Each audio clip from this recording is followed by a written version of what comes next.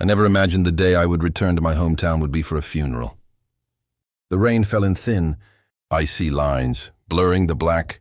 Umbrellas gathered around the cemetery like shadows without faces. I stood at a distance, hands in my coat pockets, watching people cry for a man they claimed to respect. My uncle. The same man who had smiled while helping destroy my life. And beside the coffin stood her. Ayla, my wife. Or at least, the woman who was still legally my wife. She wore black like everyone else. But grief did not suit her the way she thought it did.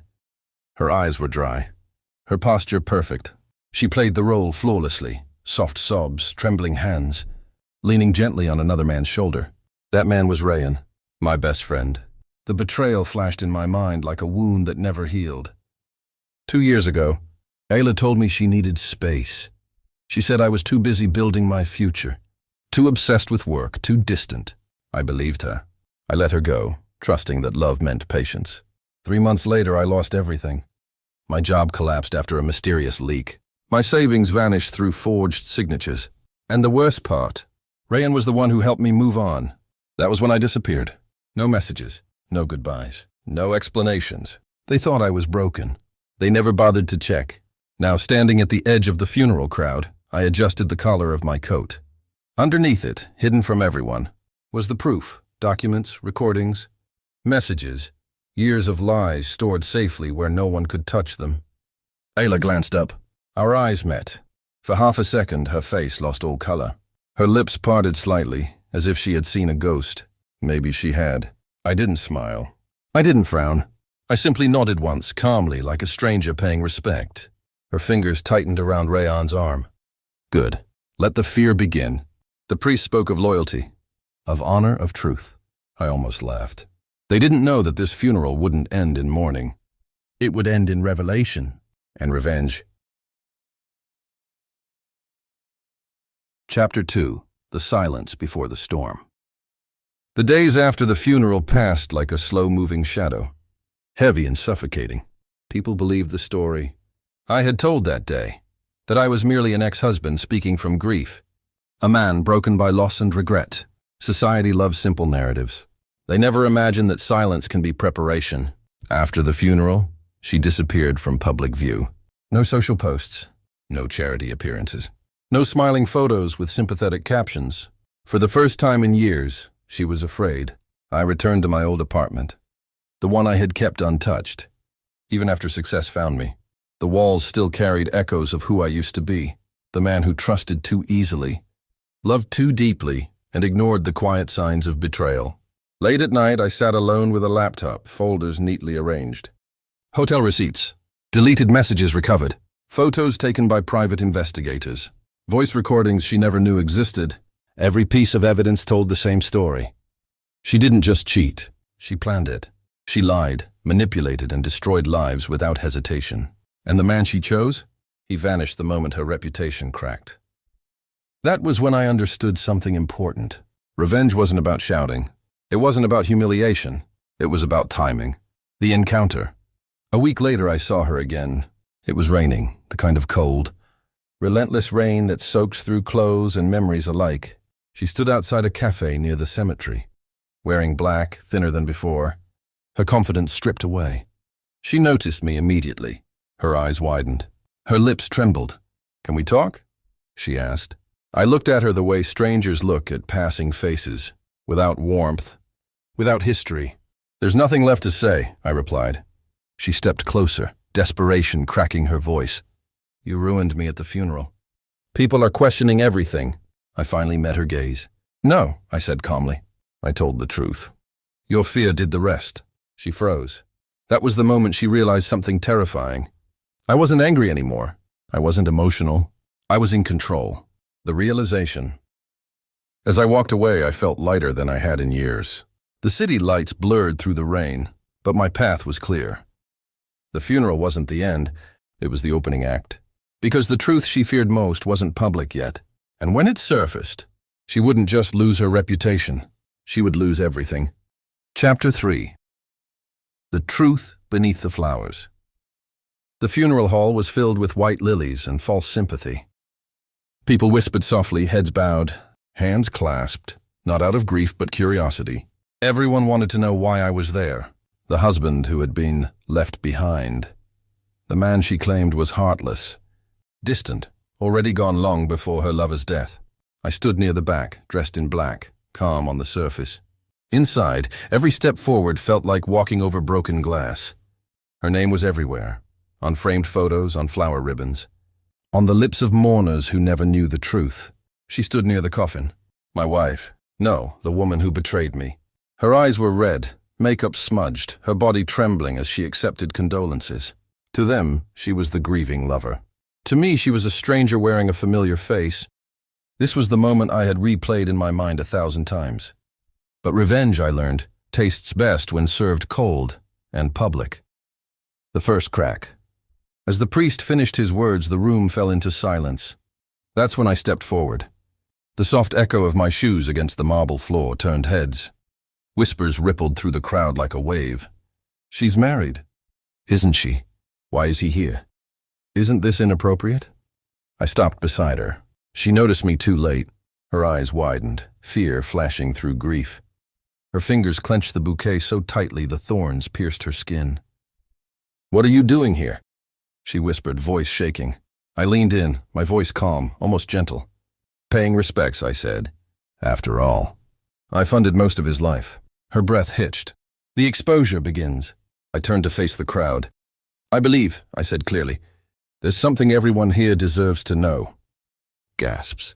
The priest hesitated. Someone tried to interrupt, but authority has a sound, and my voice carried it.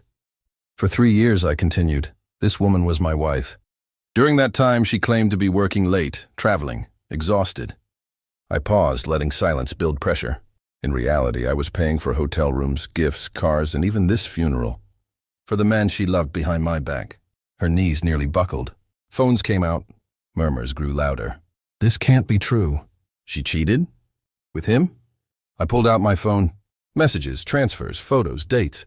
Each one displayed on the large screen behind the altar originally. Meant for a memorial slideshow. Now it showed betrayal. Her mask shattered. She screamed. "Stop it, please!" She reached for me, nails digging into my sleeve. "I loved you once," she cried. "You were never there! You changed!" I looked down at her.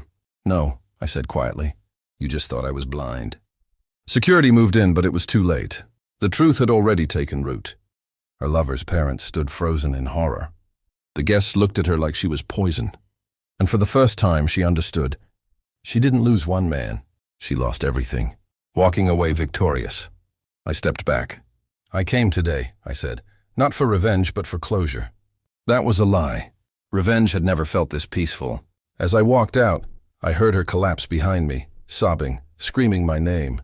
But I didn't turn back. Some funerals bury the dead. This one buried lies. And I walked into the sunlight, finally free. Chapter 4. The Coffin That Spoke the Truth. The funeral hall was filled with forced tears and borrowed sympathy. Black suits, white flowers, and quiet whispers surrounded the coffin placed at the center. To everyone else, this was a day of mourning. To me, it was the day of revelation. I stood at the back, calm and composed, watching her. She was dressed in black, clinging to the arm of the man she cheated on me with. Her face was pale, eyes pretending to grieve, but I knew her too well. She wasn't mourning the dead, she was afraid. Afraid that the past she buried would rise with the coffin. 3 years ago, she betrayed me when I was at my lowest. She lied, manipulated, and made me believe I was worthless. When I begged for honesty, she smiled and called me paranoid. When I walked away broken, she laughed and chose comfort over loyalty. And now, fate had brought us here. The priest finished his speech. People bowed their heads. Silence fell. That was my cue. I walked forward. Every step echoed through the hall. Whispers followed me like shadows. She noticed me then. Her eyes widened. Her grip tightened around her partner's arm. Panic flickered across her face. I stopped beside the coffin. "Before this ends," I said calmly, my voice cutting through the silence, "I think the dead would want the truth to be heard." Murmurs spread. She shook her head slightly, begging me without words. Too late. I nodded toward the screen behind the altar. The lights dimmed. The screen turned on. Messages appeared, photos, voice recordings. Her voice. Her laughter. Her promises to 2 men at the same time. her words mocking my trust. Gasps filled the room. Someone dropped a flower. Her partner stepped away from her slowly, disbelief written all over his face. "This," I said steadily, "is the woman who stands here pretending to mourn. She didn't just cheat. She destroyed lives and hid behind lies." She collapsed to her knees, crying, screaming my name. But I felt nothing. No anger, no pain, only peace. The coffin remained silent, but the truth had spoken louder than any scream. For years I was the man everyone pitied. Today I was the man who ended the lie. And this funeral? It wasn't for the dead. It was for the version of me she thought would never fight back. Chapter 5. The funeral where truth spoke louder than prayers. The rain fell softly, like the sky itself was mourning. Black umbrellas filled the graveyard, their edges trembling under the cold wind. People stood in silence, heads lowered, hands folded, pretending grief, pretending respect.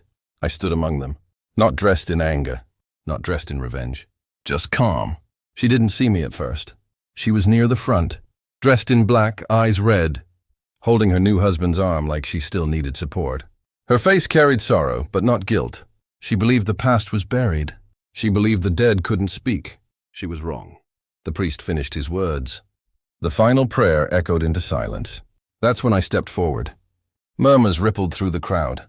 Some recognized me, some didn't, but she did. Her body stiffened. Her fingers tightened around his arm. I didn't raise my voice. I didn't shout. I simply spoke. "I was supposed to be here years ago," I said calmly. But I was too busy being lied to. Confusion spread. I turned toward the crowd, my voice steady, clear. "You're all here to honor a man you think you know. But before he's buried, the truth deserves a moment above ground." Her face drained of color. I held up my phone. Messages, photos, dates, locations. Receipts. Screenshots appeared on the large memorial screen behind the podium. Because yes, I'd arranged that. Gasps broke the silence. Her cheating wasn't recent. It wasn't accidental. It was systematic. Years of betrayal. Lies told to my face. Promises whispered to another man while sleeping beside me. Her husband stepped away from her. Slowly, as if realizing he was standing next to poison. She tried to speak, but her voice broke. I looked at her once, not with anger, with relief. "This isn't revenge," I said.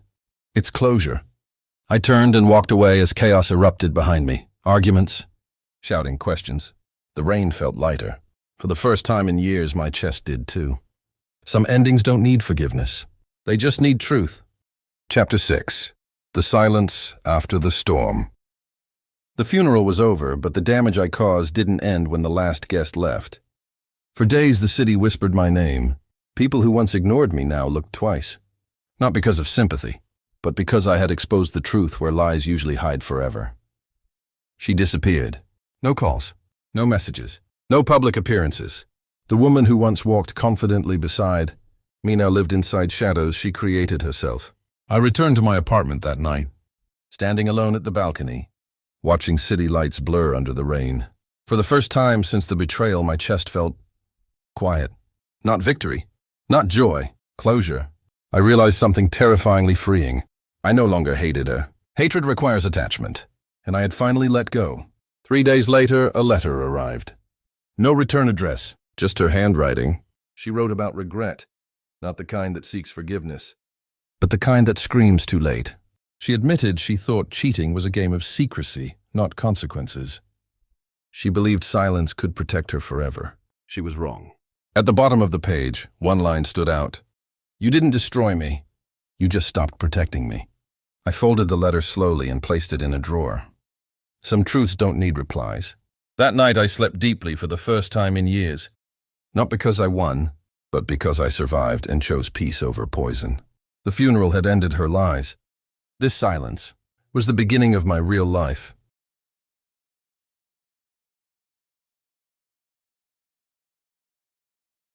Chapter 7. The Final Revelation. The morning sun filtered weakly through the large, stained glass windows of the church, illuminating the silent faces of the gathered mourners. I stood at the edge of the room, my heart pounding. The memory of every betrayal seared into my mind. Today nothing could hide the truth, not lies, not smiles, not the careful facades they had built over the years. As the coffin was lowered, I noticed her, my so-called love, the one who had betrayed me, standing near the front. her face pale and eyes wide with disbelief. The whispers of the crowd reached her ears. Yet she didn't understand that this moment wasn't just about loss. It was about revelation. Every secret she had thought buried was now exposed. I stepped forward, every stride filled with the weight of years of humiliation and pain. The murmurs grew louder as I began recounting the story of her deception, her manipulations, and her lies. Faces turned, jaws dropped, and a chill ran through the room. She tried to interject, but the truth was louder than her excuses. For years, she believed she had the power to control the narrative. But as I revealed the evidence, the messages, the hidden plans, the betrayals in cold detail, her power crumbled before everyone's eyes. Her ex-husband, her friends, even her family looked at her not with empathy, but with shock and betrayal mirrored back at her. Finally, I turned to leave. The burden I carried for so long felt lighter, as if every step away from that place was a reclaiming of myself. She was left behind, exposed and powerless, her tears mingling with the rain outside, her cries unheard over the weight of the truth. The funeral ended, but for me, it was not about mourning, it was about liberation. The lies were gone, the chains of her deceit broken, and I finally felt free. And in that freedom, I knew I would never allow someone else to hold such power over my heart again.